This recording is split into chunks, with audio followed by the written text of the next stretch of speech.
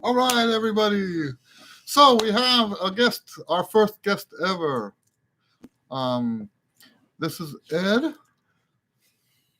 and Ed and our connection is actually it's not that much of a connection, right? John. Because there's John, and I was gonna save John, but that's cool. Mm. But we first met at UH, Okay. Yes. right? But the reason I said it's not much of a connection is because we didn't play together at UH. Right. And Well, professionally, we haven't played enough together. Right. We've done some gigs. Exactly. But not enough. Not as much as it should be. Yeah. Fellow trumpet players, that? though. Right. Yeah. So yeah, he's gonna join us, Ed Johnson. Cool. I really have highly respected Eddie, his playing and his compositions and things, and it's fun to get to know you because I teach your music, the all-state stuff, to the jazz stuff to the students, and it's a privilege. Yeah. Privilege to be So here. let's ask you guys, can you guys hear us? Because we're doing a different setup this time. Someone send a thumbs up or something and say yes, we can hear you. If you can't hear us, I will mess with the volume. So hello. So let's see here. Oh yes, that's what we want. Thank you, Sean. Sean is one of my students. Oh, okay, cool. Yeah. Hey, Sean. He's an adult student. Good to know you, James. Thanks. James. All right. So who's got the first question? Now, here's what the format's going to be. Now, we talked last week about the difference between philosophy, and I know you guys start going to sleep when we start talking about that stuff. Okay. The difference between philosophy and ideology, right? And I told you that I don't want to be an ideologue, even if it's my own stuff, right? So what we're here for is to have a discussion. I think that it's very bad to just live in your own head, right? Which is, we were just discussing my personality type. My personality type is stuck in my own head, and this is a good way to add some, for lack of a better word, variety to the pedagogy. There you go. Right? Nice words. Yes. Exactly. Nice. Yeah. All right. So the way we're going to do this is you ask your questions and then we'll have a discussion. Okay? It's not so much that there's a right answer or wrong answer today, right? I'm curious. So let's make that clear too, because I'm just as interested in hearing what Ed's answers are as you guys are, right? So anyway. And honestly, we don't have to agree, I don't think. It's right. Like, Absolutely. So let's start though, while you guys are thinking about your questions. Why don't you tell us a little bit about yourself? Okay. Yes. I grew up in Arkansas. I was in band. I didn't really learn how to count. I would listen to the person next to me to figure out how did it go rhythmically, but I could play high. I could play with a good sound and all that stuff, but wasn't ever taught rhythm. So I was in a deficit as far as that's concerned, all the way, until I was in the 20s. Wow. And so I was able to become a chameleon. I would listen to the person next to me and mock that. Oh, I see. And so it wasn't a bad thing necessarily, because I got a lot of good traits. I was able to listen, mock the sound, get inside somebody's sound, all that sort of stuff. My pedagogy, as you mentioned, came about sort of in a flippant manner. I would study with trumpet teachers and didn't like that because I knew what I had to do. Hey, I'm the boss. I know my stuff. But so I would start then listening. Oh, you need to do this, and so I'd enter that.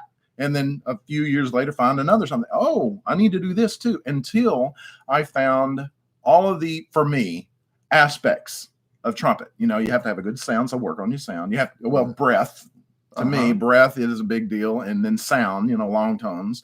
My finger technique, I hated Clark because I couldn't move my fingers fast. Oh, I was scared, Wow. I didn't get it. I couldn't hear things that quick. I'd listen to Miles Davis and it was like, I don't even know what that is. It makes no sense.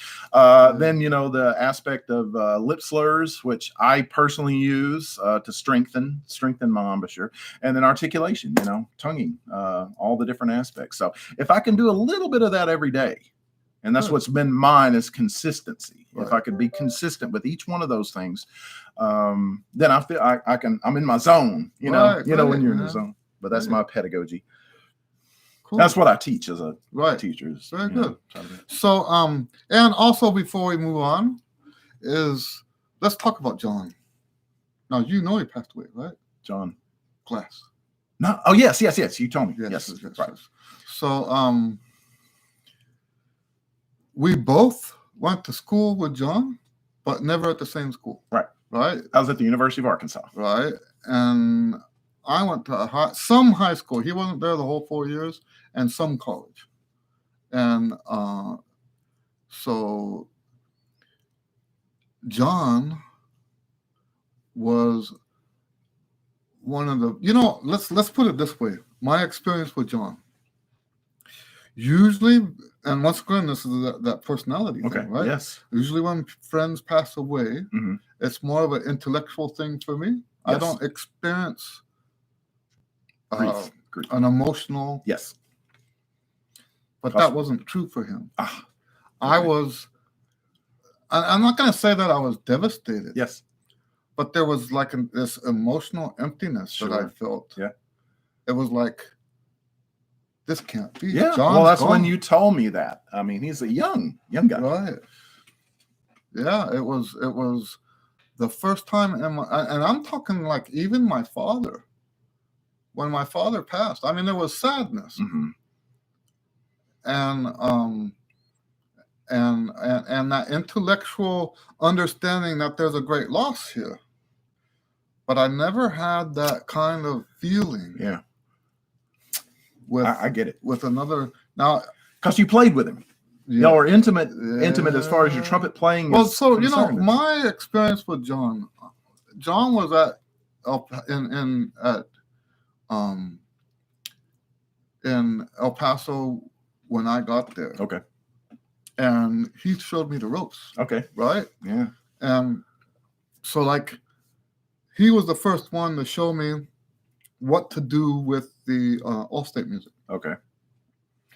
The teacher I had at the time was okay at showing me how to play the horn. Okay. But we really didn't talk much about how to compete. Right. You know what I mean? That's what I was about to say, and John, and we were the same age, right? John took me under his wing.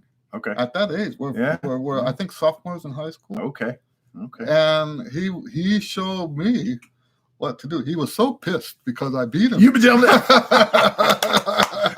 a good teacher. He's a great teacher. He never let it go after that. He said, "Man, that's awesome." So, but yeah, we all and I always had this thing in the back of my mind, it was weird, right? I didn't know this until he passed away. That just all my accomplishments as a trumpet player, and not in a competitive way. Right. I mean, he actually made me feel like he actually cared. Right. Yeah, it was right. It was organic. So in the back of my mind, every time I put out a new book, by the way, he probably had more of my books than any other friend. Well, of course. Right? Yeah. You know what I mean? So proud of you. So every time I put out a new book, I would think, man, I wonder what John would think about this, right? It was yeah, we're very good friends. Yeah, man. So to me, that was a significant thing. Right. Yeah. His passing, yeah. But yeah.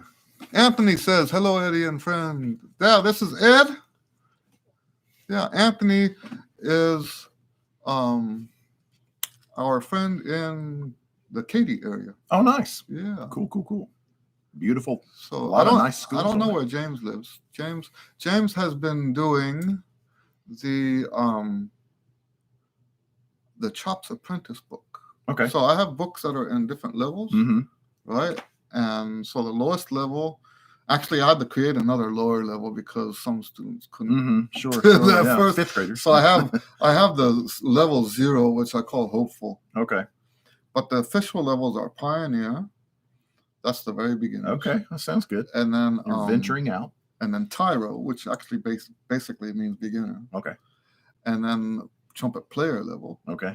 Trumpet apprentice level. Got it. Trumpet pro, trumpet master, trumpet virtuoso. Nice. So and James has been working out of those books. Nice. Good deal. And I love when these guys. So James is one of the ones that has been giving us progress reports, and it's nice. I hope I'm not getting these guys mixed up.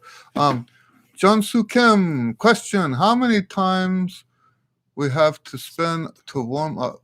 How much time do you think lip slur is best warm up? Let's start with that. To me, you said how many times do we have to spend warm? For me, it has turned into, and this has been since the 80s, and I was in my 20s in the 80s. I found that if I warm up doing a little bit of everything that I feel like I have to do to be a trumpet player daily, I mean, every single day, then that keeps everything moving forward in my playing. And the more I'm consistent with each one of those things and all of my, warming up, warm up to me is a catchphrase for saying, do your fundamentals. And so if I do my fundamentals every day, that's how I feel like I'm warming up. Like if you were a race car driver, you'd want every, cylinder hitting on all cylinders. So if I do something on all of my cylinders, and to me, like I said a minute ago, is breathing, buzzing, long tone, stuff like that, then I feel like I'm in my zone. Right. And lip slurs are a part of my warming up. It's just, I don't warm up just with lip slurs. I use that as a part. So this is not good. What's that? We agree. Find something for us to disagree on. Oh, we want to fight, man.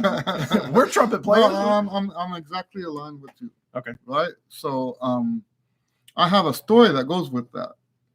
When I was in my first few years in college, I was doing 2 hours a day of long lip slurs. Okay. Wow. And it destroyed me. Sure. Too much. That's like exercise. So that's not good. No. So you can do as a secondary answer to your question, you can do too many lip slurs. You can do too much time on lip slurs. Sure. In fact, I can say, then this goes along with what you're saying. You can do too much time on almost any of that. Yes. You can do too much time on the buzzing. Right. You can do too much time on long tones. Right. Right. That's the way it seems like it all goes together. I mean, if I do this, the reason I figured it out was breathing goes into buzzing or vibration, they like to call it these days. And then that turns right into long tones. And for me, I then do finger technique because if I get my air going straight, I can just move my fingers and they get the same tone while you're moving your fingers fast. Then lip slurs, my coworker likes it to be in a different order or whatever. But so it kind of dovetailed into me, each one of those. So that's what you just described as my physical trumpet playing. Oh, cool. Yeah. All right. We're there. So yes. Now what he also hinted on was the difference between what I call routine and a warm-up. Right? Yes. And it's true those two terms are often interchanged, but if we're going to speak accurately, the routine is actually more important than the warm-up. The warm-up is just, you can warm up with just a few notes. You're right. Do you agree with that? Sure. Yes. Yeah. And so sometimes I like to just warm up doing etudes. I mean, like I do a long tone etude and then a Charlier or a Clark, And I've known guys that do ballads for their warm-up. Okay. Stuff like that. Yeah. I went to a master class with Lusolov. Okay. And he told everybody, this was years and years ago, like I think in the 80s. He told everybody he doesn't play exercises. There you go. That he'll just play pieces of music. Yes. that follow that same sequence, Right. but have all the music part components of it. that we're talking about built Right, into it, right? Well, that's what I got that thing. Just to say, Arturo Sandoval, I went to a workshop with him. Same thing. Just play your horn, you know? That's right. That's right. And I also went to a master class with what was the high note guy? Maynard? No, the which high note guy? Yeah, that's right. Cat. No, Faddis. Who? John Faddis. John Faddis. Oh, so John Faddis. Wow. Okay. John Faddis was asked at HSPVA one year. They said, asking him about warm up. He was almost like put off that you'd ask him about warm up. Wow. And he says, warm up is up here. That's he right. says. Yeah. And he said he was coming on a flight. I might have told these guys this before. He had just gotten off the plane from a flight from like Japan or something. Okay. Like two days in the air. Yeah. And he picked up his horn and he goes, right? Yeah. And he starts on a D above super C. Right. With the fingering. Right. It wasn't, you could tell it wasn't just like whatever squeaky note came out. He knew that's the note he was going to play. Yeah. He says, tell me I need a warm up. Right. Yeah. That's right. Once, I mean, like you're saying, I mean, once we have done the work of warming up, I say warm up using fundamentals. Once you've done the fundamentals, it is all up in your head. That's right. But you've got to do that work first. I mean, to be telling a young player, you don't have to warm up, you know. So one of the things I'm teaching today is this concept of familiarity. Mm-hmm. So, and it started with the range stuff, but it's spilled over now into everything. Not just the rudiments, but everything. And one of the questions I had one time was, why do I still practice those same scale patterns? I wrote those patterns in the 80s. Why am I still practicing them now? Right. And I believe that when you have that these layers of familiarity come down and rest on top of each other, and something happens when those layers get really, really, really thick. Yeah. The level of familiarity that you have with whatever aspect of that we're talking about. Mm-hmm. When it's the scale patterns, we're talking about finger technique. Mm-hmm. When it's doing like, so I don't see the buzzing as a warm up, so to speak, as it is this familiarity. Sure. So you're becoming trying to train your ear. More familiar with that.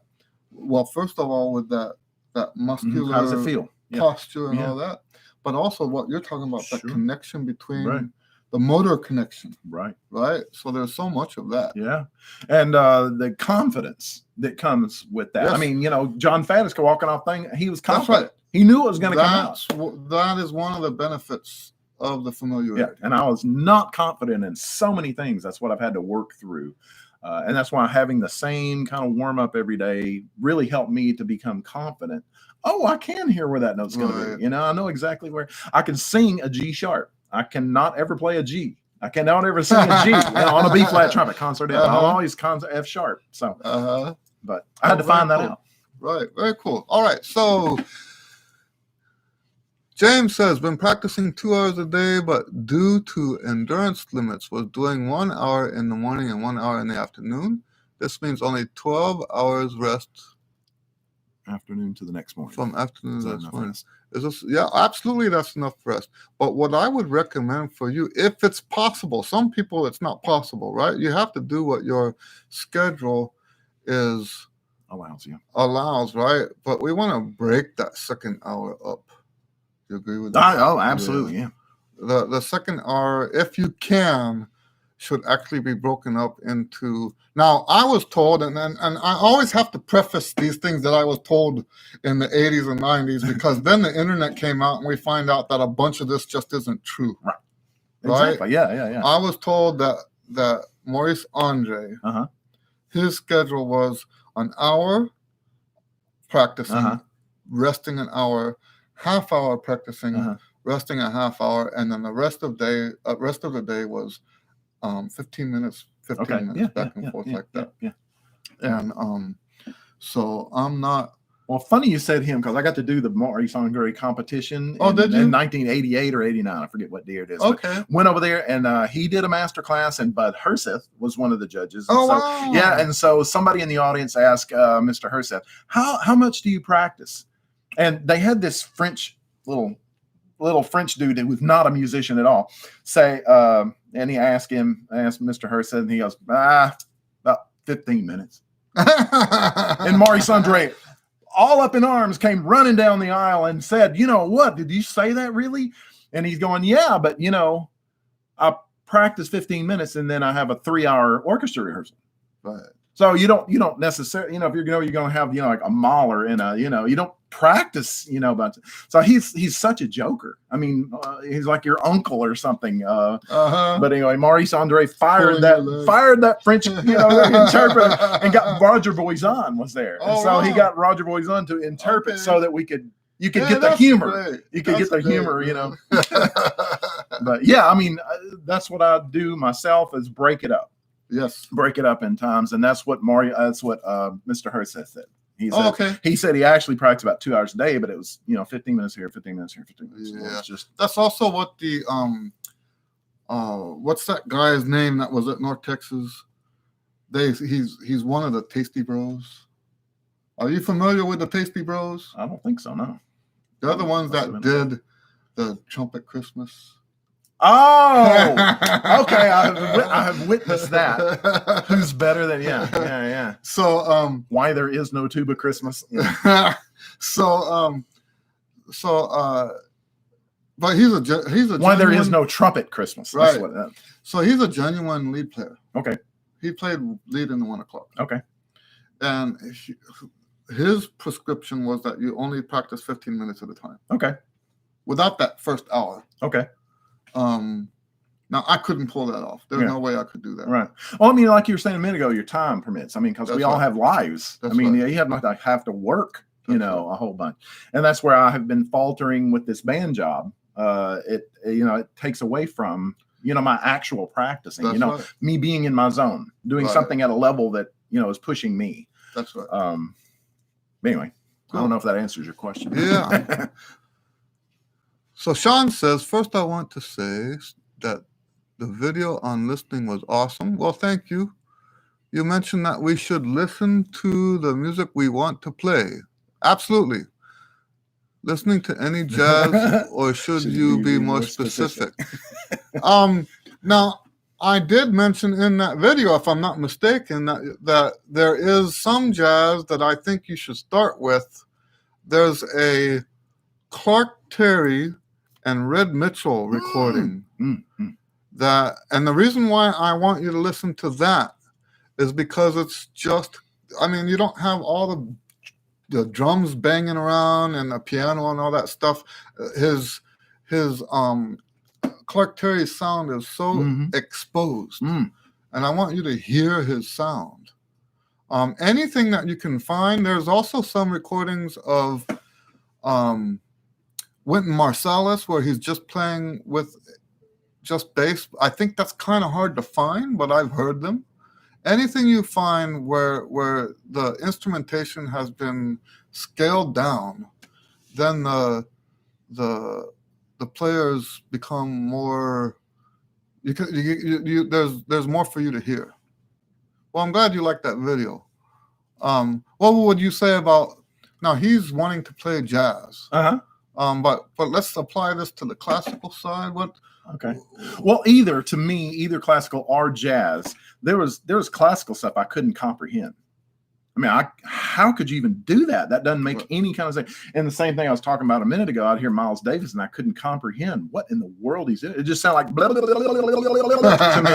And when I do that now with my students, they're just like, and they try to mock me. They just, they do nothing really, but it makes, it actually has a thing. So to me, it's like, what can you comprehend? If you listen to something and it's just not comprehensible, click around. There's tons of stuff around. Just get what you can comprehend, what speaks to you. That's great advice. A few people, especially band directors nowadays, are only listen to Phil Smith as a classical person, because you got the greatest sound. You only want to get that.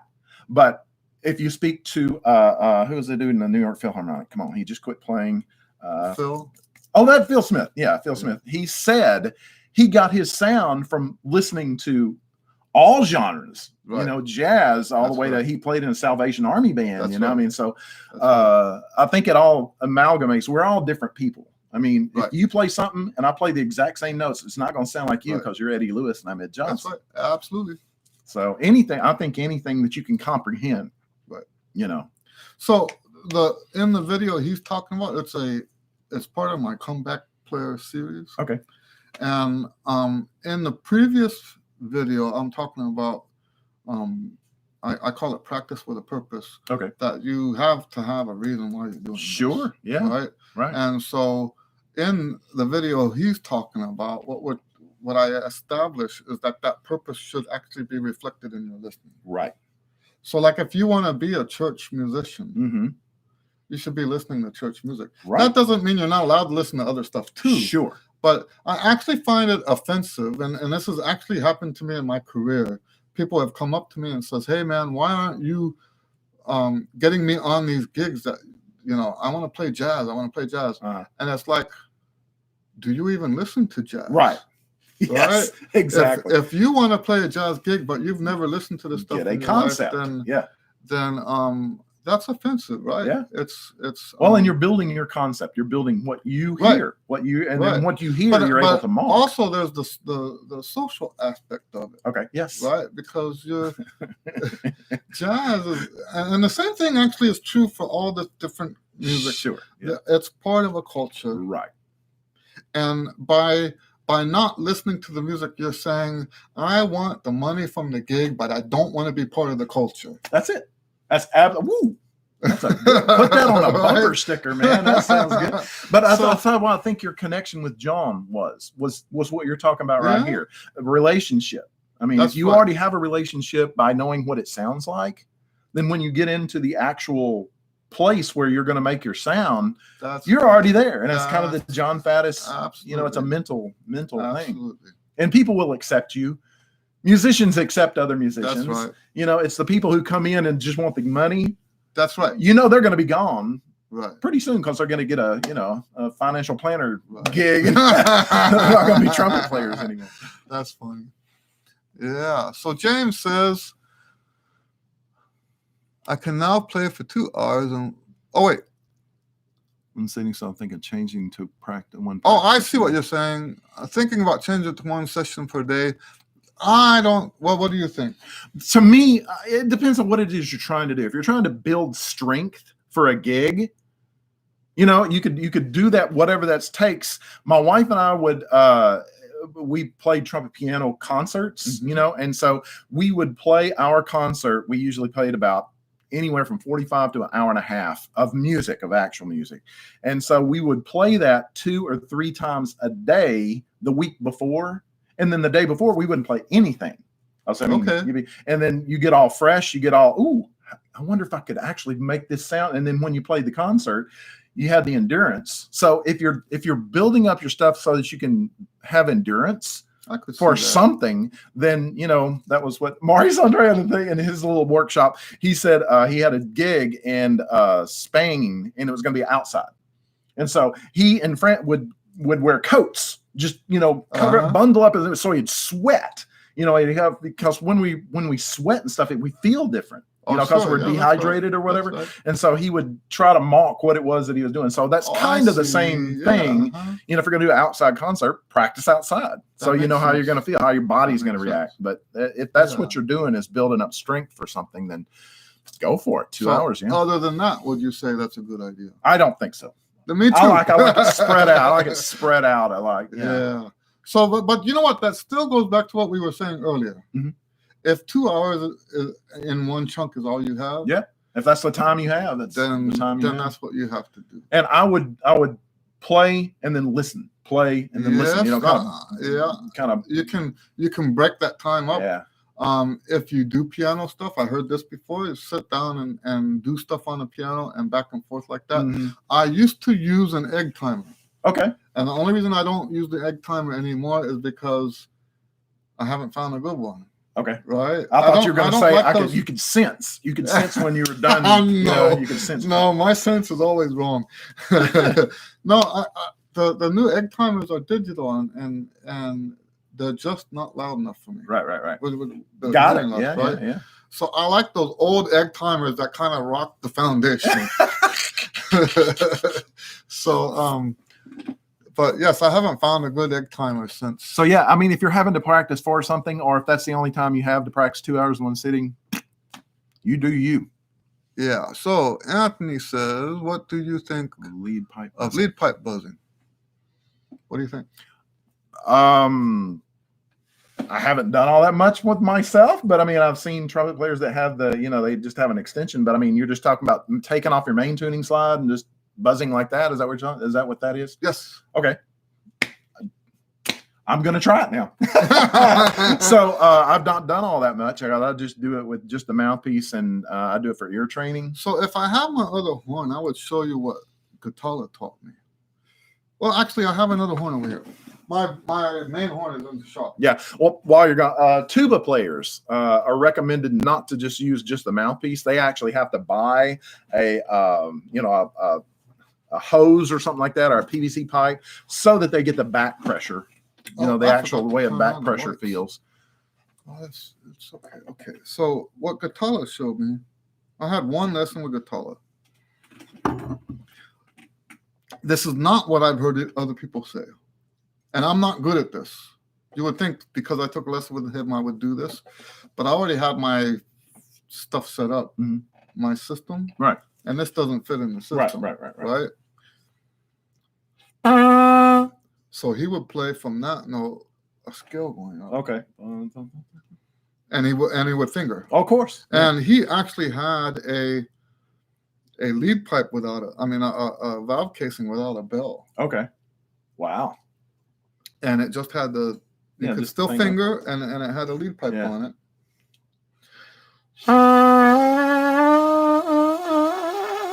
I can't do it.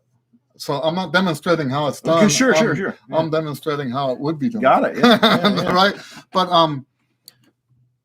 and he did scales and stuff like that, and it all had a beautiful sound. Uh-huh. He had a beautiful sound on the lead pipe itself. Wow. Playing melodies and stuff. Yeah. And now I think it's a great exercise. So the answer, my answer to your question is, it's a great exercise. Sure. Yeah. It doesn't fit in my system. Right. We both, we both have, like you said, a system, do this, do this, do this, do this, do this. And if you do that every day, you become strong. Right. The full gamut becomes strong. So, I'm going to use that now because I use mouthpiece buzzing. For the 5th and 6th graders, it's just for them to figure out how it actually works. Right. But then you go into training your ear, like you said, training your ear to hear pitches and what you have to do here, which we all have different teeth, so we all have to have different things that we do we play by feel.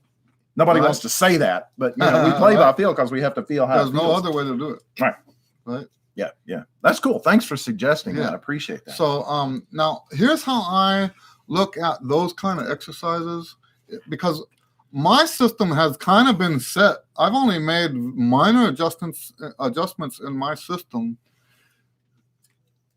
since the mid 80s. Okay.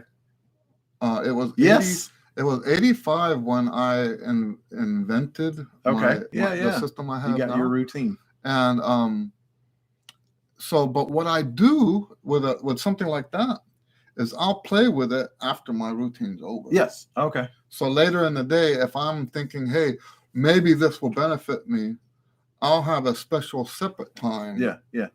Well, to me, that would be, you're saying buzzing, so I would integrate it just once a week or something like that in that buzzing category, and just, does that work? So I do think there's benefit to it. And I think most of the benefit is psychological. Okay. Yeah. Subconscious. Because have you heard people talking about the player's system? No. So I'm so out. You know how when we talk about the physics of the trumpet being closed tube. Okay. Right? Yeah. And then you've heard about the standing wave and the vibration goes out and then back in again. Sure. Well, the guys who talk about the player's system Okay. say that that's only half of the story. Okay. We actually vibrate here too. Okay. That the resonance All right. is also in the lungs. Okay. And for that matter, the body cavity too. Okay. And the room itself. Okay. So all of this is resonating in tandem. Yeah. Now, that's why you can have somebody like Gitala pick up just the lead pipe and get a beautiful sound, Mm-hmm. because they're using the resonance in the lungs, Right. Yeah. to create that beautiful sound. Right. And if you have that concept of, there's resonance here, there's resonance in the room, you could do like John Faddis did, where he got off the thing for, however long he was on, and play a D. That's right. I mean, just like, you already feel that resonance. You're already part of the room. That's right. And it's confidence. That's right. Yeah, yeah. So that's cool. And I think the concept of why they do that exercise is if you can resonate. So basically what the exercise does is it forces you to play those scales. So I've heard other people do the exercises is more like a lip slur. Uh-huh.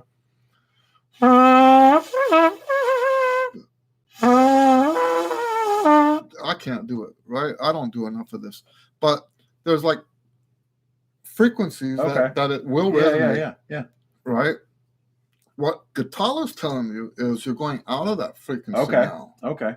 Where it's not resonating. Yes. Right? Yes. And if you can make it resonate here. Right. With your oral cavity, your throat, Right. with your, get all this to open up in a way to accommodate for the fact that this is not right. Right. Then you pick up the horn with the lead pipe, and you're gonna make that resonate. It'll go easy. Yeah. I heard that. I mean, when you were saying that a minute ago, I was there's the teacher at Rice. I don't know how long ago. Mary Especiale. Yeah, she would get her students to flutter tongue. I mean, if they were doing an exercise or a solo or something, doing a flutter tongue, and I was like, what? I mean, that's crazy. I mean, some people can't flutter tongue, but That's I mean, right. it's I would try it, and then when you actually just went ahead and played, it was like, so you're basically putting a roadblock, right? Something that you're having to fight against, so that when you actually, did what you're trying to do, it's more free.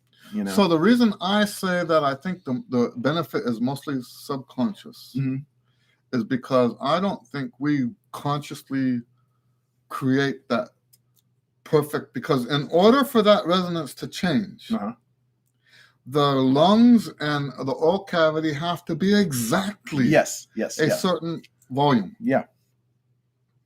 And that's not something we control with our conscious mind. Right. Yeah. That's real specific. And it's a really small hole you're trying to shoot. And it's not, I don't even think we're capable of intellectually sensing, grasping that. Yeah. Right. Exactly. Yeah.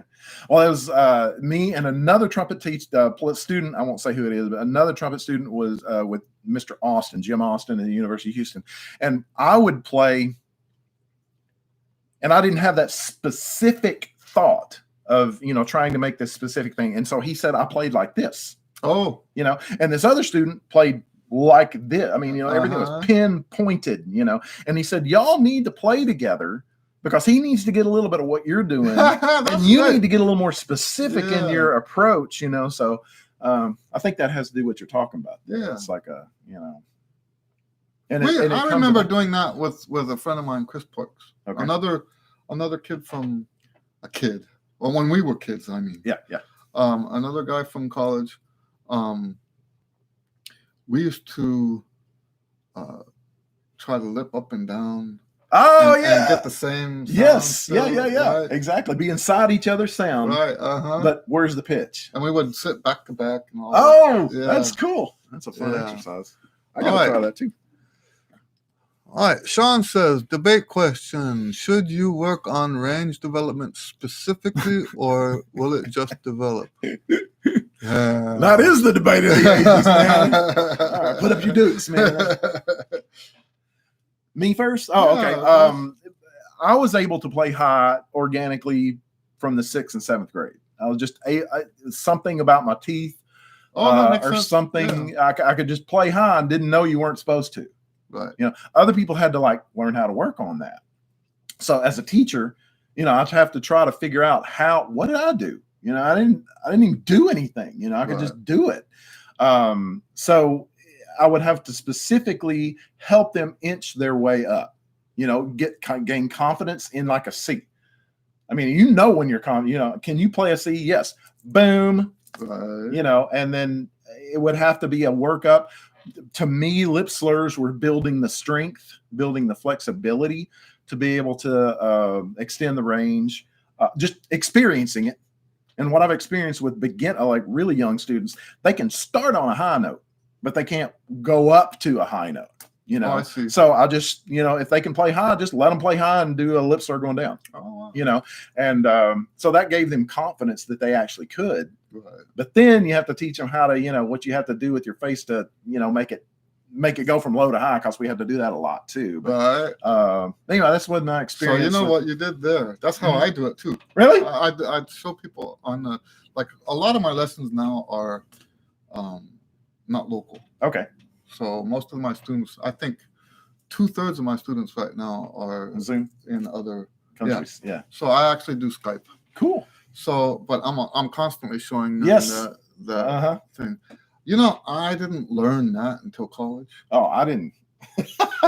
and nobody taught me, because the guys in college were afraid to say anything about embouchure. Correct. Right. That's just wrong.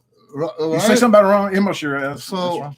I used to watch. There was this guy, Martin Huerta, in El Paso. Mm-hmm. And he was one of those, not like what you said, natural high note guys. Yeah. And I'm looking in the mirror, and I'm looking at him. I'm like, why can't one of these things is not like the other, right? Sure. And but he had that natural roll in. Yeah. And I didn't have that, and I didn't even know how to do that. Right. Sure. Because at the time, my lips were the opposite. Mm-hmm. I had my lips rolled out. Yeah. I had an embouchure. Oh, okay. Like that. Okay. And because of that, mm-hmm. Because my embouchure was on a rolled out embouchure, this is before I made all my changes. Okay. And it was my changes. So how my books came to be was because, and I don't say this much publicly anymore, because I don't want to. I had great teachers. Just because they might have fallen short, so to speak, in one area does not mean I didn't learn from them. Exactly. Right. Sure. So, yeah. But there was nobody to teach me the embouchure stuff. Okay. There was no internet. Right. I had no access to literature. Sure. And it's trial and error. You had to figure it out. I told you earlier about my journaling, that it was for trumpet stuff. Okay. I quit, and I started over again. Okay. And based on what made logical sense to me. Okay. Wow, that's good. And that's how I built to what I got from the system that I have today. Right. So, now what were we talking about again? Oh, the high note practice stuff. Yeah, yeah. So we were talking about the curling the lips in. Yeah. And before I made my changes, because I had the rolled out embouchure and the demands increased so quickly, I ended up dropping farther and farther into the red. Yeah. Right? Yeah. So there wouldn't be as much lip to buzz. That's right. Then it buzzes faster. That's right. But that's a recipe for disaster. Oh, that's what I did every marching season. In Arkansas, we learned how to play in the 6th grade. You began marching in the 7th grade. Oh, I didn't know that. So I began marching. And so every marching season at the end of, beginning of November, it's when it's over, I'd have to just reset and put, I felt like I was playing up on my nose or whatever, put more mouthpiece lip in the mouthpiece. So it would buzz. I got an outside thin sound. I'm convinced that that's because the demands are too high. Oh, absolutely. No question. When I came to hear Bob Walp, I was going on an audition, and Bob Walp, who's a trumpet player in the Houston Symphony, he was jumping all over his students because they were so much into marching band. But if you're in Texas, you're into marching band or you're out, Right. So he was just like railing on his students, just don't play during marching band. And they're like, You can't do that. I'm first chair, and they're expecting me to do this, Yeah. But I mean, when you have to, well, as you know, if you play in a dance band, 4 hours in a dance band, it's taxing. That's right. And for a high school student to do as much as you're demanded to be a DCI show band, they can't do. I mean, it's just like it's too much pressure, Right. and nobody can do that Right. except unless you're in a DCI and you warm up as long as they warm up, and That's you've right. experienced what they've experienced. But Absolutely, man. So yeah. Now talking about the range thing. Oh yeah. So my approach to range is based on this familiarity I was telling you about. Yeah. And I teach you guys. Most of you guys know this already. I teach the one range book. Okay. I call it one range. Okay. And basically, we don't want to ever push the range past what we can already. Correct. For the same reason. Absolutely. Right. So what we do is we take the range up to we take our exercises up to the range that we've got. Right. That's what I was saying. A C. If you can hit a C and it's that's right. And then it's my approach is sort of a use it or lose it approach. If you're not using it, then you don't expect it to grow anyway. To stay there. Yeah. Right. So that's my general thing. And by the way, when I said C, I'm not talking about C above the staff. I'm talking about C in the staff. I'm not talking about because that was way high at the time. That's right. Anyway, I just want to clarify. So to answer your question specifically, should you work on range development specifically, or will it just develop? I don't agree with. That's what we call a false dichotomy. Neither one of those answers is correct. I don't think you should just. I don't believe in working on range at all. Most of you guys on here know that I don't do quote unquote range exercises and stuff like that. But I also don't believe in just letting it happen either. Right? I think so. To me, the range development happens, and this is the weird part of my book. The range development happens in your schedule. Mm-hmm. What your scheduling is. Okay. So, because we're taking into account familiarity, but also the resting and the sure. I mean, physically, you've got to right. So for me, the most important thing for range development is the schedule that you follow. Okay. Not the exercises you play, except that the exercises should cover your full range. Mm-hmm. Yeah. So like one of the things I noticed when I was putting my book together is that because when I first wrote my system, I wasn't using original exercises. Okay. The only reason I wrote original exercises is because I was totally ignorant about copyright rule. Oh, okay. So when I was publishing my own book, I was afraid that if I put Chickwitz in there. Exactly. I only found out later that those weren't even his exercises. Right. But I was afraid that if I put Chickwitz in there, that or any of the others, they'd come over you, that I would be in trouble. Yeah, and I think that's why Michael Chickwitz, his son, actually wrote them out, because now he's got copyright laws on them. Okay. Yeah. So yes, that's why I wrote original stuff. But here's the cool thing about my originals, is that since they were mine, and they weren't these revered. Mm-hmm. Well, then now they're open to changing as I need them to be okay. changed. Yeah. Right? Yeah, right. Well, that's the deal. I mean, when you say Chickwitz long tones, you hear those in your head. That's right. Stamp exercises. That's right. And these are people's last names. So I've mixed Chickwitz and Stamp. Okay. Right. So yeah. When I'm doing Remington. I mean, just tons of names of people. So when I do that first part, a lip bend. Yeah, nice. So that's I've been doing that since like late 80s. Okay, that's strength. That's building strength. In control. So all right, who's next? Hello, historic stuff. Let's see here. What's the boomers discussing today? Baby boomers. Well, you're listening to us. Oh, Mostly, boy. how are we gonna live, man? I was like, All right. Anthony says, so basically, if you practice and break it up, you're doing fine. That's correct. Yes, sir. you'll build your own method by you practicing. Yeah. All right. So, I've been doing Ears are this is number 97, right? We've only had in this whole time, besides this guy, 2 hecklers. And so, Your ears are bleeding. yeah. You know what you're talking about. Unless I'm misunderstanding this guy, but I'm listening to you two Yeah. and doing Clark better than I ever did. Subconscious. Oh, okay. Yeah. We can take everything too seriously, I feel personally. So if you take the pressure off, sometimes that just you get the sensation that you're doing so much better. Right. There's no pressure. So which one are you answering? The Clark one? Yeah. Okay. He's doing better on Clark. I didn't quite understand the question. You know what you talked about subconscious? Well, right now I'm listening to you two and doing Clark better than I ever did. Because he's saying that I think what you're saying is you're just subconsciously allowing your fingers to do what they're supposed to and not putting all the pressure on it has to be perfect. Oh, so you mean like physically now you're playing Clark? Yeah. Oh, Right at this very second. Is that what he's saying? That's what it sounds like to Okay. me. That's what I'm going to take it. You know what? I'm a firm believer in that. You know, they talk about what is it called?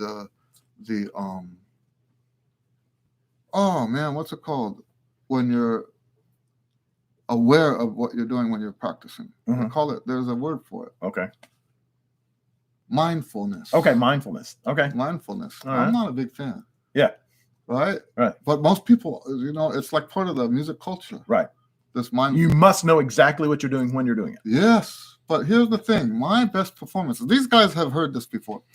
My best performances have always been the ones where I was like, now I don't drink, but it was almost like being drunk. Sure. Right? Like my mind's totally switched off. Mhm.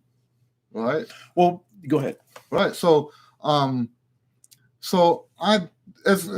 you know what? These guys haven't heard this because I don't really say this often, but there's, I've been reading internet stuff, trumpet internet stuff for a long, long time. Mhm. I can just soak up the trumpet ITG, stuff, yeah. right? I mean, it's just So someone told this story about, I don't remember who it was, one of the early jazz guys. And they said, man, how is it that you can be so drunk and still play so well? And the dude says, well, that's easy. I practice drunk. So, okay. He didn't know he was, didn't know it's different. Yeah.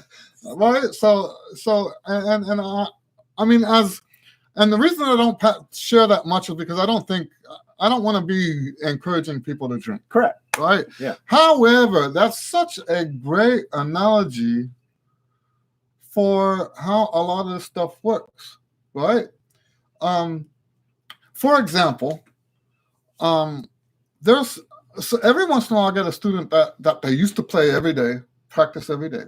And then they go from that to where they've got a job now that they can only play the horn like 2 days a week, right? And I believe the same thing. When at first it's like, this is not right. Right. Correct. Because the swelling's not there. The horn isn't even fitting on your face the same way. Correct. Right?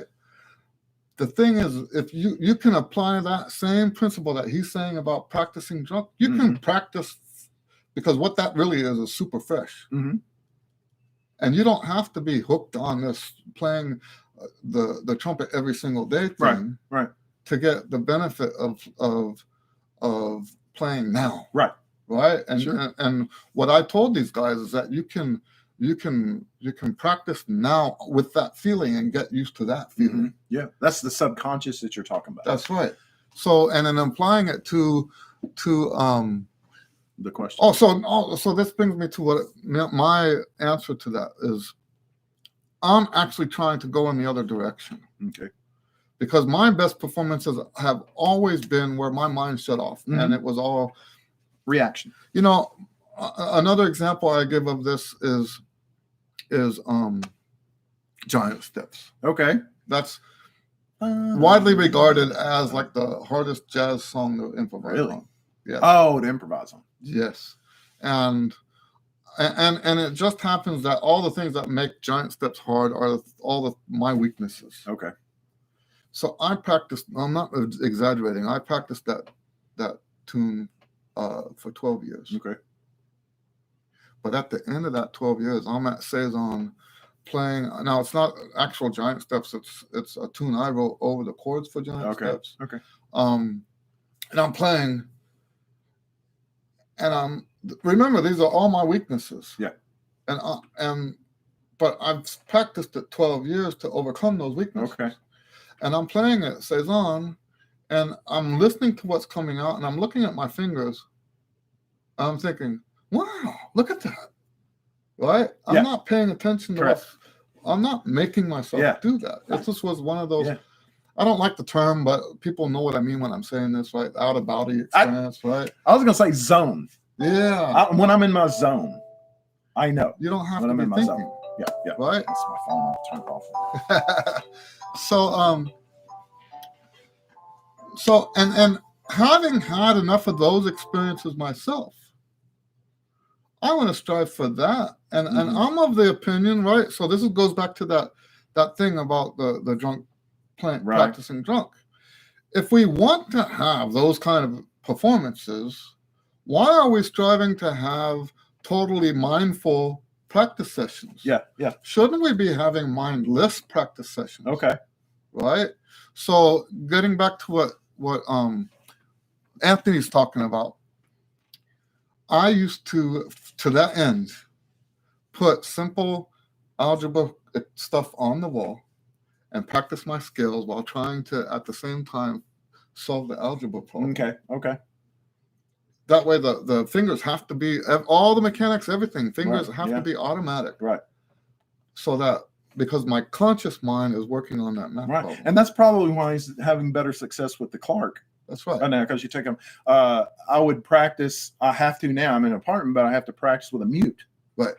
And so I'd be watching TV and just going through my routine. That's right. And then when I get it off and I go in where I can actually make good, a sound, I'm like, dang. I mean, you hear the sound. It's like right. I had a, I guess, out of body experience, but I was playing a show in Arkansas. There was Hot Springs, Arkansas, was a racetrack, and so famous people would come. They had hired college people to come and do shows that they had Las Vegas players, that would be playing. So we college players would come in, and I remember one time, I can't remember who it was, but the curtain would open and boom, you have to play a big giant, open stuff like that, whatever the curtain. So the people would come in, and I heard this trumpet coming off the back wall.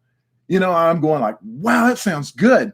And it was me. It was like, dang. I mean, it was just a reaction, like you're saying, just reacting. I had to do all the fundamental stuff. I had to, I had to do that. But then I felt like I could even pull the horn away from my face, and it would still be coming out. But I mean, you don't. Right. So I know what you're talking about. That I believe we should be striving for that constantly. Yeah. So it's music is a reaction. And I actually believe that it's cultural right now in the music community to not let yourself do that. Okay. And I actually get emails from people constantly, and also from my students. They'll be kicking themselves in the butt. I keep losing focus. Right. And I'm like, hallelujah. That's where we're trying to get. Well, there is, and it feels like to me, certain areas of the country where there is perfection, where there is, there's somehow perfection, and you're always striving for perfect, and what I'm hearing is that, and there honestly is no perfection in music. That is correct. And so if you're striving for perfection, in your brain, you just start, getting really down on yourself, because I suck, because I can't get that. So, allowing that to go away, then you take the pressure off. That's right. And you just let it go. And if you've practiced enough, I mean, done all your fundamentals and stuff like that, then your body will just react. Right. Right. So I'm a big I'm not a fan of perfection at all. No. Well, even the word, I don't want. Well, I we catch even we myself try to saying get the we word, strive for perfection, but we then strive for excellence, excellence. Okay, right? that's a better. Yeah, I like that term better. And also, what we're working towards in my system, right? Yeah. What we're working towards in my system is familiarity, right? Because here's the thing: is perfection, even if it was achievable, has no lasting impact on the listener. Okay. I've seen people who play at a higher level, uh-huh. and the people in the audience are like, when is this over? Yeah. Right?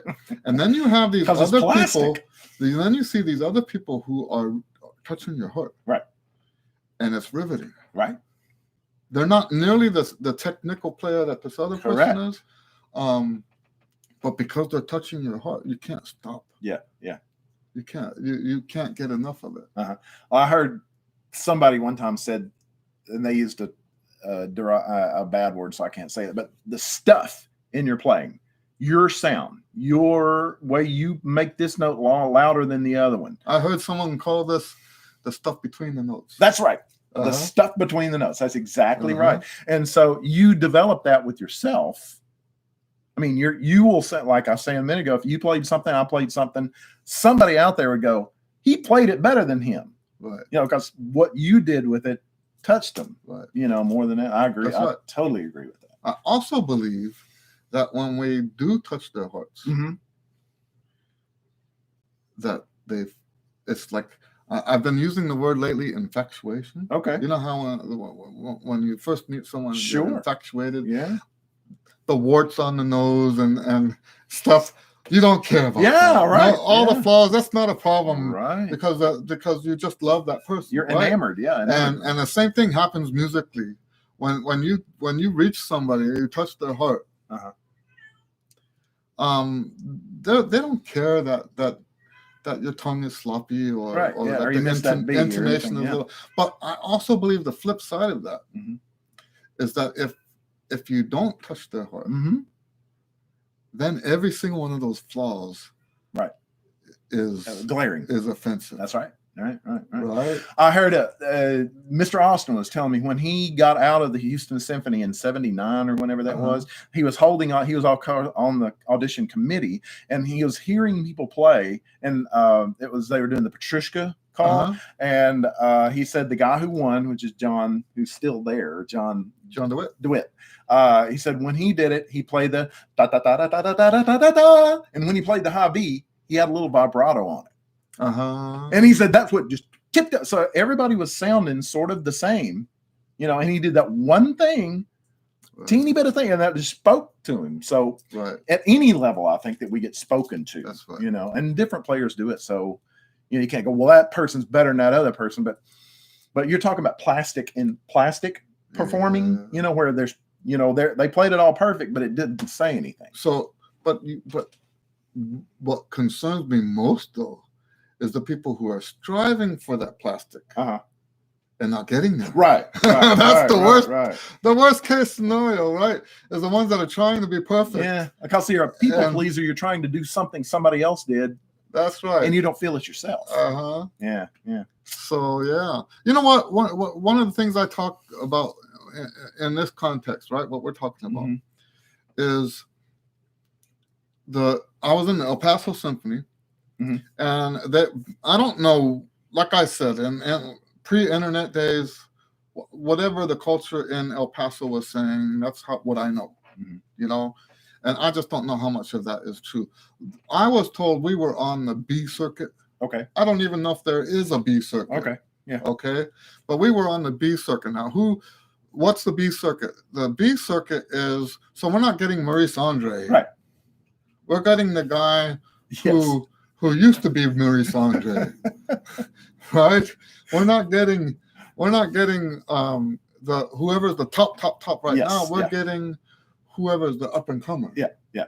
Right. The guy so like we were on Van Claiborne's. Okay. Right. So, but it would be the guy that just won. Okay. Yes. Right. Not the guy that won 20 times. I know what you're talking about, because the guy who won the Maurice Andre competition I was over there is Stephen Burns. Oh. And I went to the competition. So Stephen Burns was supposed to play in my hometown, and he Uh-huh. canceled, so they got me Oh, that's because I was great, at the man. competition. Oh, you know? that's great. I didn't even place in like the that. competition, but so I know what you're talking about. The B, Yeah. the B. I was the B. B people make money too, you know.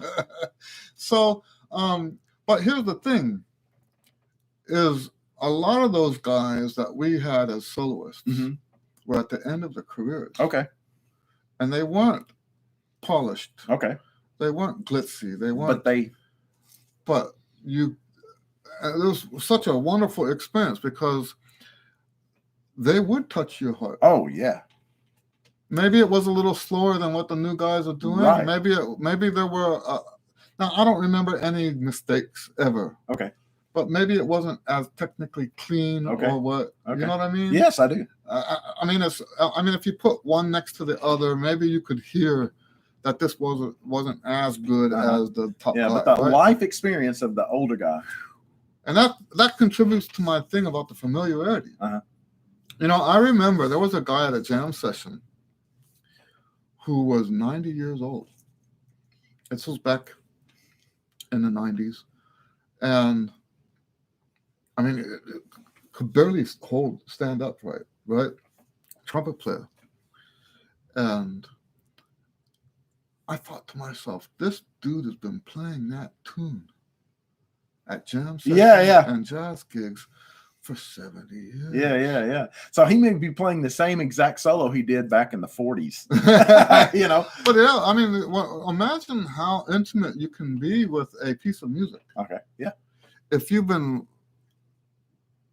not just learning the music, but so in my opinion, the familiarity. So familiarity is not just physical; it's also musical, mental, right? Yeah. So we have your familiarity, for example, with that song, right? Yeah. And it's not just how many times have you practiced it and performed it. It's also how many times have you heard it? How many different people have you heard it? How many articles have you read about it? Right. Books have you read about it? Yeah. How well do you know the composer? Right.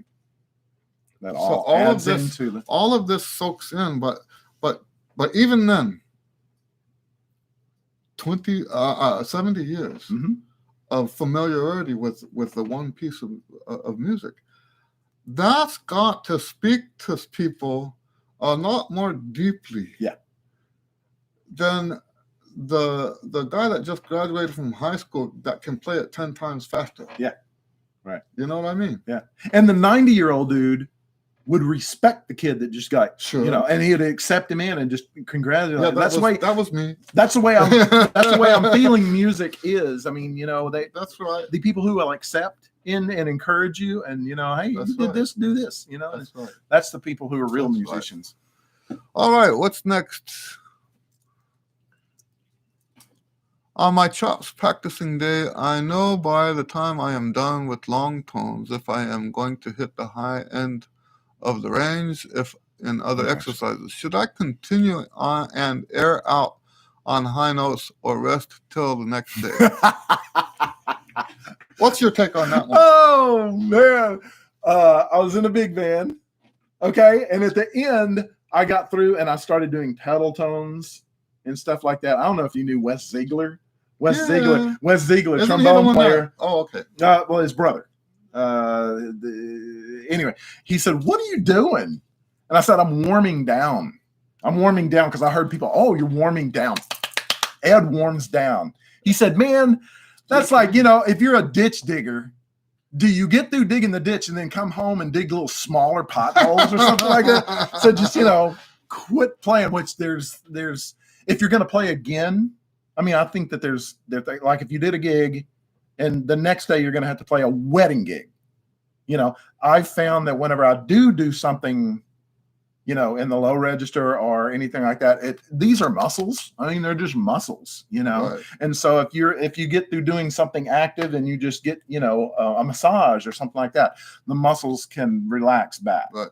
So if I didn't have anything the next day, I would just quit. You know, I'd just stop it. But if I had another gig that was like if you do a big band gig, the next day at, you know, 10 o'clock, you had a wedding, you know, you would, and you got through playing and they're, Right. feel like hamburger. Yeah. Then I would have to do that. So the next morning when I got up and playing piccolo, and you're all by yourself playing piccolo at a wedding, Right. it felt better after I did a lot of them. Right. So James, my question for you, because I know he's using, when he says my chops practice, he's talking about, if I'm not mistaken, I think he's talking about my books. My books are called Chops. Okay. Trumpet Chops. Okay.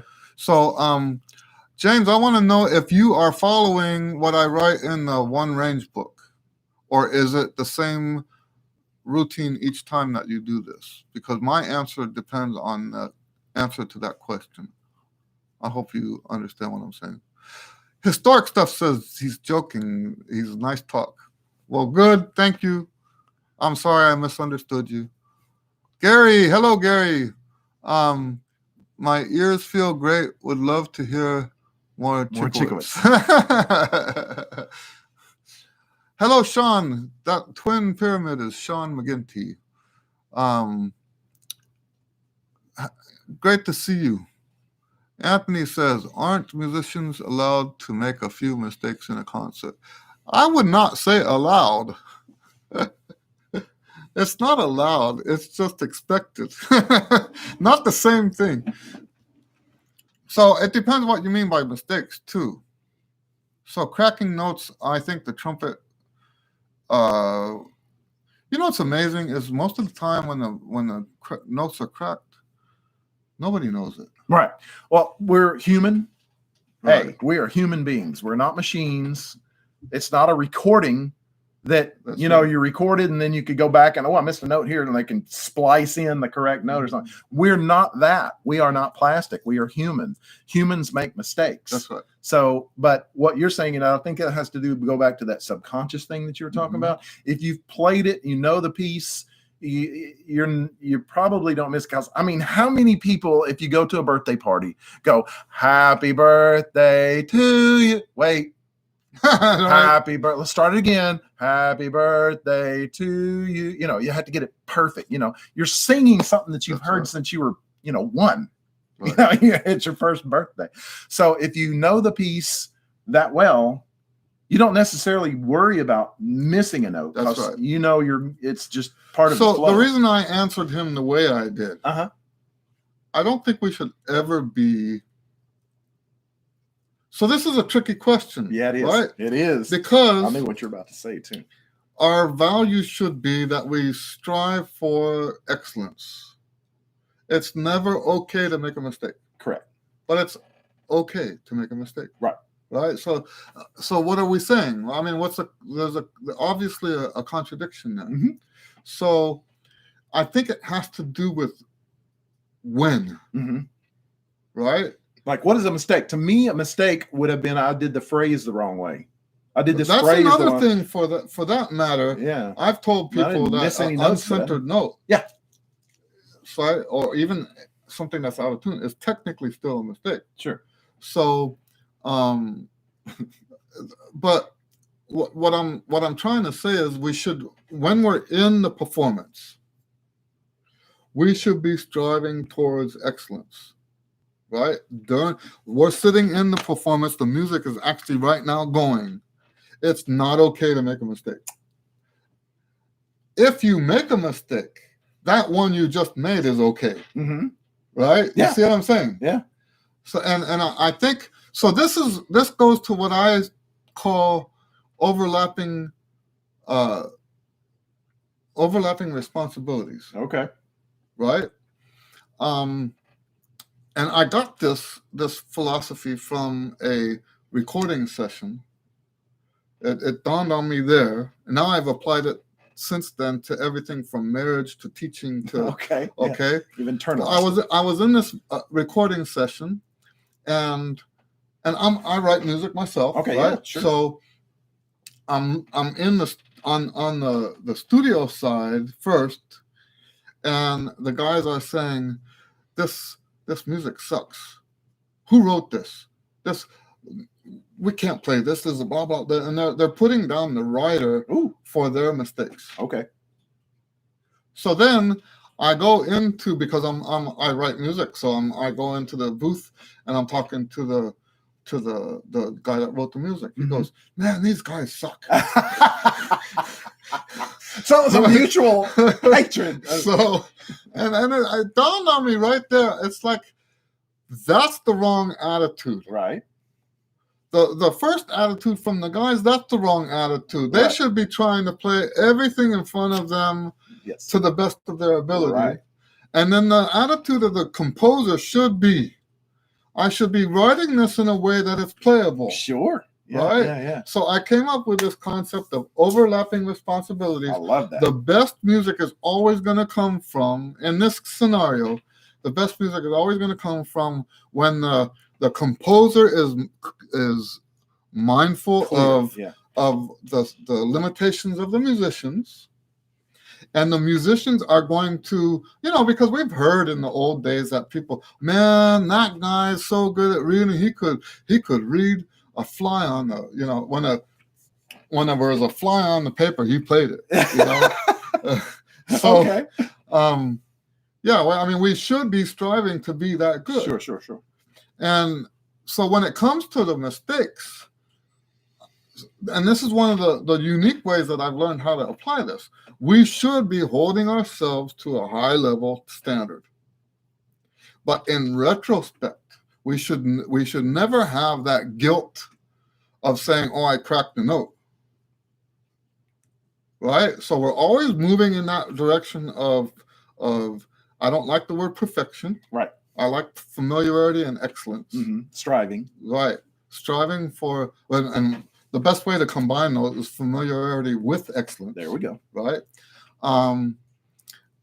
So we do want to move in that direction, but when we fall short, it's not a crime. Yeah. And the people in the audience, if we connect with their heart, it doesn't matter anyway. Yeah. If you read at the beginning of the Herbert L. Clark technical exercises, technical studies or characteristics, one of the two, he does a little verb about here. I wrote all these notes on here, but you are not me and I am not you. I'm paraphrasing, but he said, you make it yours. You make it how you sound. Oh, that's nice. And this is, they would record him, in the 20s, they would record him playing the things. Right. And so everybody like, that's the way you got to do it, but that he was stating that, I think, knowing that, they were going to record him and everybody just try to do it exactly like he did. Right. But he wrote, you do you, right. And it's going to impress me. Right. Have you ever heard of the Wrecking Crew? The Wrecking Yes, of Crew? course, yeah. Oh, okay. The documentary. Right. That'd be people would come in and they would play and they were fantastic. Right. Because they got into the mind of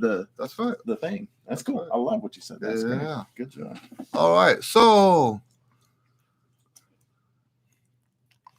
peace. Bota. Okay, Bota is Romanian. Hello, Bota. Nice to see you. And Sean says, Eddie, have you witnessed Winton make a mistake? Seen him a few times, dozen times. He never missed. Let me tell you about Winton, right? So I think this goes to exactly what we're talking about. So what we were just saying about El Paso Symphony, right? We had up-and-comers and we had the guys coming in, guys coming out. Mm-hmm. We didn't have whoever was hot at the time. Right. And this was Wynton Marsalis's first year. Okay. So my first season with the El Paso Symphony was Wynton's first year. 84, 85. On the circuit. Okay. 84. 84. So that's when he won the Grammys. So he played the Hummel Concerto. Okay. And so what I heard in the audience at the dress rehearsal sounded flawless to me. I think it was Hummel, because Hummel doesn't have trumpet parts, right? No, they have. I don't think both of them have. Or maybe the Hummel doesn't. I don't know. I don't think so. One of them has, and one of them doesn't. Okay, well, I know the Haydn does. Okay, and you're talking about the two, yeah, Haydn and Hummel.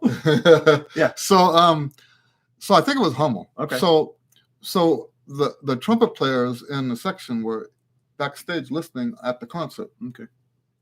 He comes walking off, and he's shaking his head. Everyone's patting him on the back, congratulating him. And when he gets to us, because he had spent the whole 2 or 3 days with us, Okay. hanging out with us, and he shook his head. He says, "Man, I'm still working on my sound." Yeah. Right? This Yeah. is the dude that already he won 2 Grammys, one for classical and best That's jazz the same that's year. what made him famous. Right. Yeah, because Right? nobody could ever do that. That's right. And in fact, I don't think anyone has since. Orchestra, jazz, 2 Right. separate worlds. That's right. You know, classical worlds. And so yes, so Sean, to answer your question, what we consider, so we said earlier that even being out of tune is a flaw, right? Even having an uncentered note. You know, I used to love, I still do. The reason I say used to is I lost the CD. Okay. Those David Baldwin recordings Okay. of the etudes. Yeah, yeah. And I used to put those and listen and listen and listen. And they sound flawless until you've listened to about 120 times. Okay. And then you start noticing that in that arpeggio ways, right? That because there's a lot of stuff on those. And you start noticing that 2 or 3 of those notes in that arpeggio were not exactly centered. Yes. Yeah. Right? Right. And technically, that's a flaw in the music. Even though I would never go as far as to say that there's any flaws on that recording. Right. Right? But there's no such thing. We were saying earlier, there's no such thing as a perfect performance. That's part of the reason why I always tell people, if the reason why they want to play trumpet, or even worse, if they want to be professional musicians, if the reason why is because music makes them happy, and not specifically music, other people's music, their music makes them happy. Right. That's a curse. Because the better you get, the more you think you suck. Correct. And that's why you were saying You Wynton know? came off thinking he was sucking. That's exactly. Yeah. Exactly. Right. And I bet $5 if you go to Wynton today and say, I've never heard you miss a note. Have you ever missed a note? He's not going to tell you he's never missed a note. Right? Well, for one thing, he's my impression of Wynton is that he's a very gracious, kind man. With anybody at that level that I've ever gotten to meet at that level, they're humble. I mean, because they know what they had to do to get to where you know what? Do you know what? I already knew that about him. You know, he hung out with the guys. He was already famous, and he hung out with the guys at UTEP. So I already knew that about him. Right. In fact, I happen to know that he still has like a friendship or relationship with some of the guys I went to school with from the time they spent playing basketball together at UTEP. Yeah. Right? Yeah. And so I don't mean like best buds or anything like that, but they knew keep in him touch, as a nice guy. right?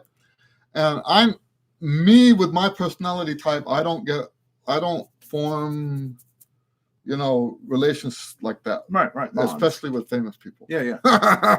But here's the thing, right? Is every time one of my students connects with Wynton, he says, "Oh, your teacher, Lady Lewis, how's he doing?" Yeah. Tell him I said hi. Yeah. And I'm like the least person he needs to ever do that for. Right? I mean, the fact that he's that mindful of, I'm saying the word mindful. I don't like that word. But gracious. So for someone, he doesn't need to actually, you know what? I did some research on 1 Corinthians. I studied 1 Corinthians 13, the love list, for 2 years. Okay. Because I wanted to look at every occurrence of the same word in the Bible. Yeah. How was that word used in the Bible? Right. And what I came up with, kindness. Mm-hmm. Kindness, according to what I see, the context in the Bible, kindness is when you give something Mhm. that is not deserved, Right. can't be paid back. Right. You don't do a kindness to someone so they do a kindness back. Right. That's not kind. Yeah. Right? A kindness is something that You don't expect. one way. Right. That's something you're doing good for somebody that's not going to come back. Unconditional. Right? And that's how I see Went Marsalis. Right. He's got that kindness. Yeah. And that's what whenever I meet trumpet players at that level that you're talking about, every single one of them have just been so humble. And so just because we learn from each other. That's right. And so if you're into it and they're into it, something you say might even go like, ooh, that's going to be a different aspect of me. That's right. But and I think that's why Phil Smith in the orchestra world, because he had the jazz influence where he could just, I say turn off, but you're talking about the subconscious. Because I also heard Thelodious Monk say, if you miss something, if you're doing a solo and you miss something, do it 2 or 3 times, and everybody thinks you should. So, I mean, if you're in a free form of just playing what you feel, then when you have specific stuff that people have said before, which is like the Hummel, the Hummel, or the Haydn, anything that everybody knows, like Happy Birthday, then you're so into it and you're into what it is that you're wanting to say, and you have freedom. So you don't really miss, you don't miss. It's just, I didn't want to do it that way. Right.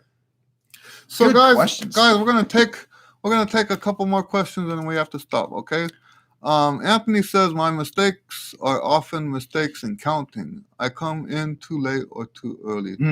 So we've talked about that before, Anthony. What would you say about that? What it had to be with me was I did the same thing because I would listen to other people, and try to, and so that's why I listened so much. So I didn't have to try to learn the rhythm, And so when I started playing with my wife at the time, we would do trumpet solo, trumpet. She was a piano player. And so I would be doing that with her, and she like drove her nuts. It's like, I'm not through, you can't, and so what I had to do for me personally, it was subdivision. Here's subdivision at different levels. And so when I hear subdivision at different levels, and what I mean by different levels is like quarter note, 8th note, 16th, even the 32nd. I mean, if you get it down to that, then that became it after years. Okay, I'm not saying just like 2 weeks, but after years of getting that, then I could listen. And that's kind of what it is with Miles Davis. I keep pointing down here because you got Miles Davis. Miles Davis is, I couldn't understand his music because I couldn't hear that technical subdivision that he does in his playing. So that made that more real when I heard subdivision. And that's just me personally. It doesn't have to be, about rhythm, but to me, rhythm is subdivision. Being able to understand that. Cool.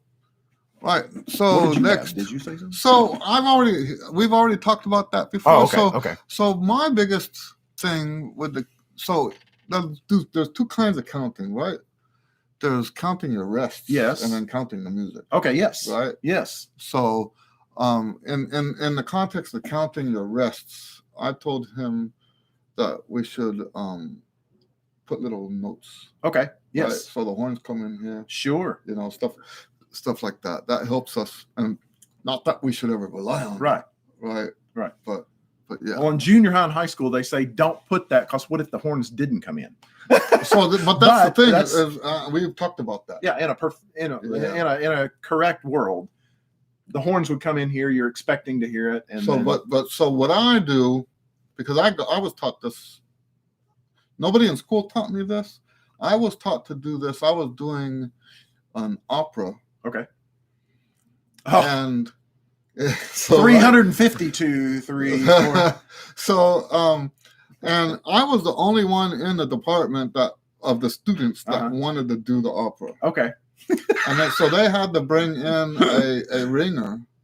I was still playing first. He was playing second. But I learned so much from him. Yeah. Right.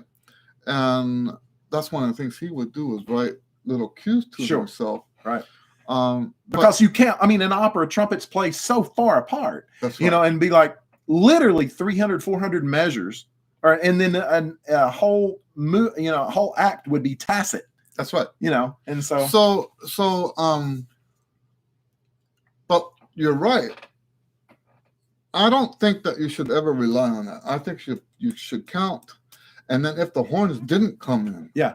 you should be like, yeah, okay, here. Am I right or not? Right. So, but at least that way, when the next one comes in, you say, "Oh, now the basses are coming." Oh, right.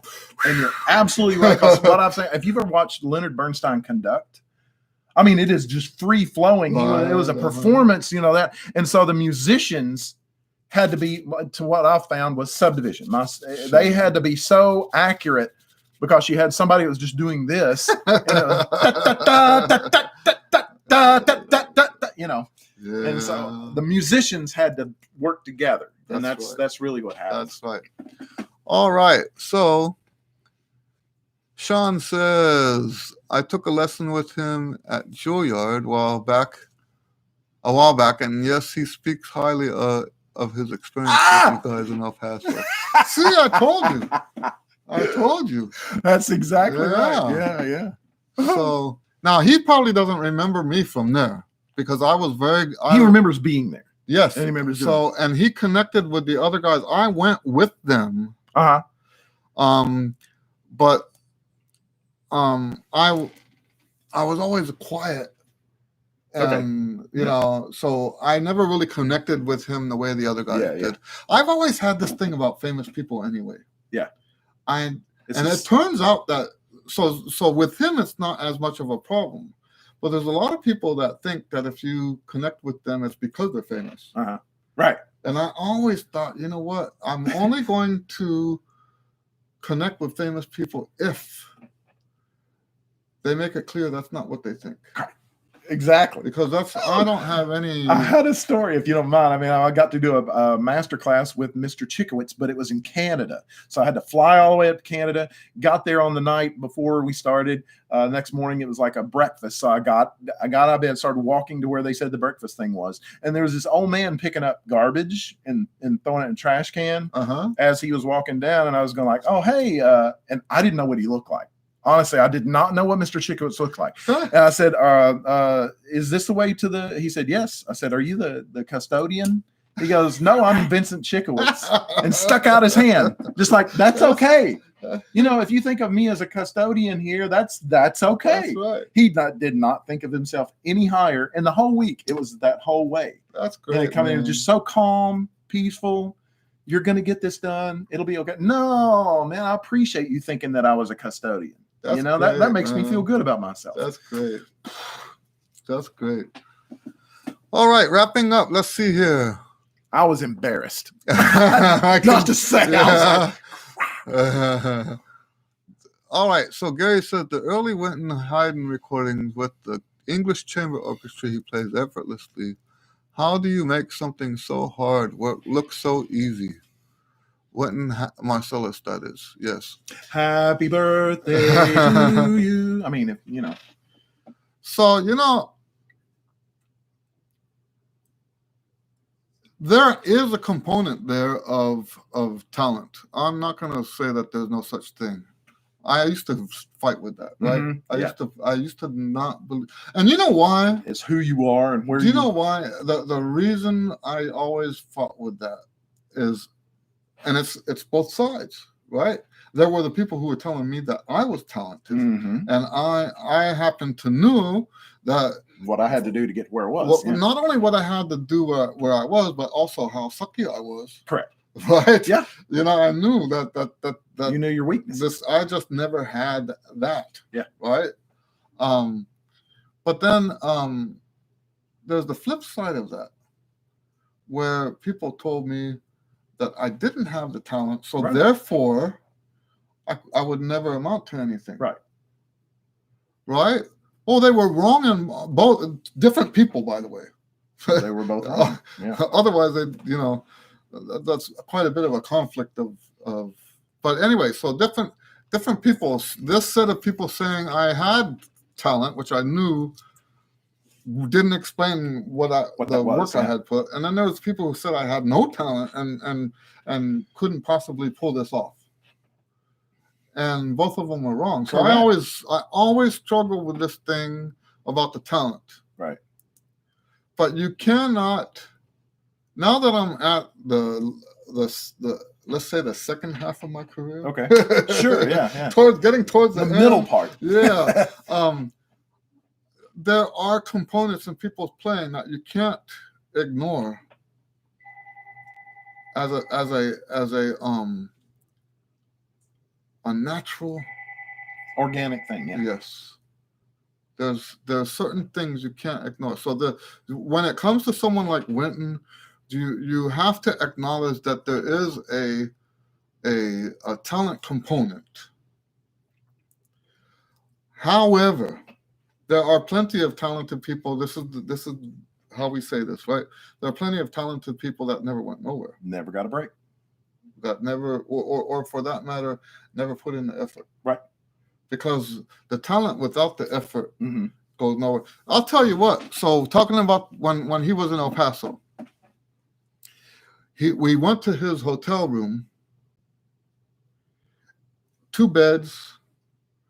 I think he was getting ready for that Eastman recording. Okay. Whoa. Yeah. The carnival. Music over the whole bed, trumpets hanging out, right? This dude practiced it. Yeah. And I don't think it was slipshod practice. Yeah. I think he's a meticulous, organized. You know why I think that? Besides just what I've heard him say and read of articles and stuff like that, that documentary with Kathleen. It's him and the soprano. Oh, Battle. Yes. Yeah, Battle. And his teacher. Yeah. Okay. And hearing the stuff that they talk about, you just can tell that there's structure there. Right. That he's not just feeling it. Right. He's not. He talked about. I remember that, and the way that she would sing something. He said he would put the same vowel sound in his mouth while he was playing, like the handle trumpet shell sound or whatever. Not trumpet shell sound. That's bass. So that's my impression. Is that so you start. So your question is, how do you make something so difficult look so effortless? And the reason I have this, I had to take this talent thing into account, is because of the Carnival of Venice. Right. Once again, that's one of those pieces. I had students that could play it long before I could. It's all my weaknesses. Yes. Same okay. Here. And you wouldn't think that. I mean, I'm more of a Hindemith. Okay. Yes. Meat. Okay. I'm more of a Hindemith and what's Artunian. Okay. Yeah. I've never been able to perform Artunian in public, but if I were to do a recital that showcases my strengths, Artunian, Hummel, I mean Hindemith and other like powerhouse type stuff. The finesse stuff, not me. Right. So but I'm the guy that likes to work on my weaknesses. I don't like my students being able to play the Clark state music or the Clark. The Clark no, I'm talking about specifically the Carnival of Venice. Okay. Right. I don't want them to play that if I can't. Well, what kind of teacher am I?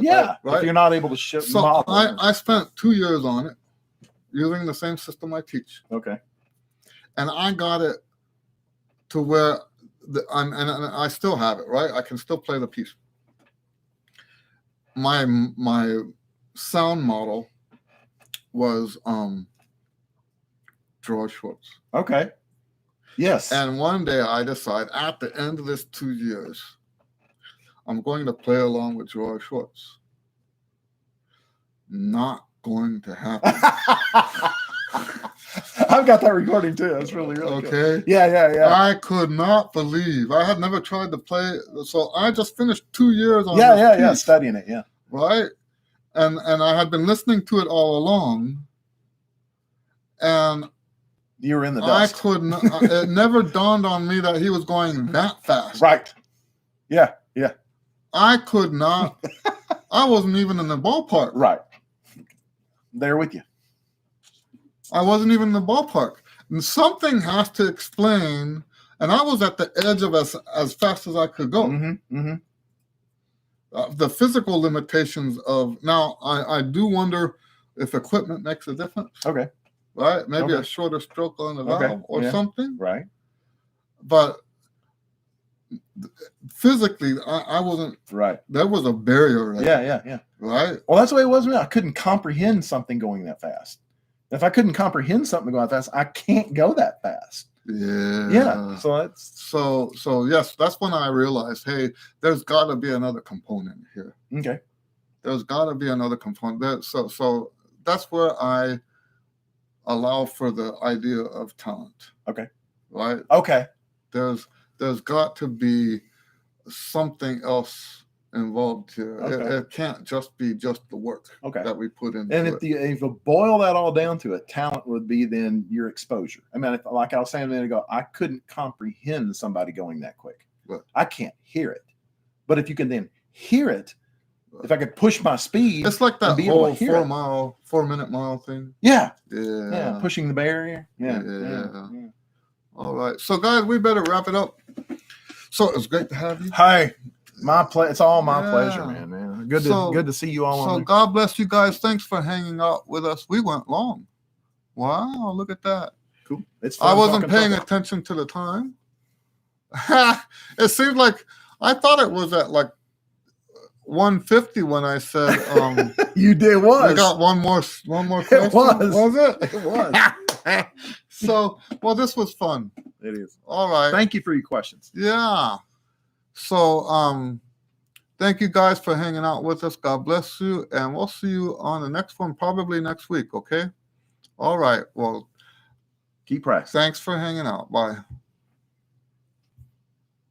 All right, man. That is so cool.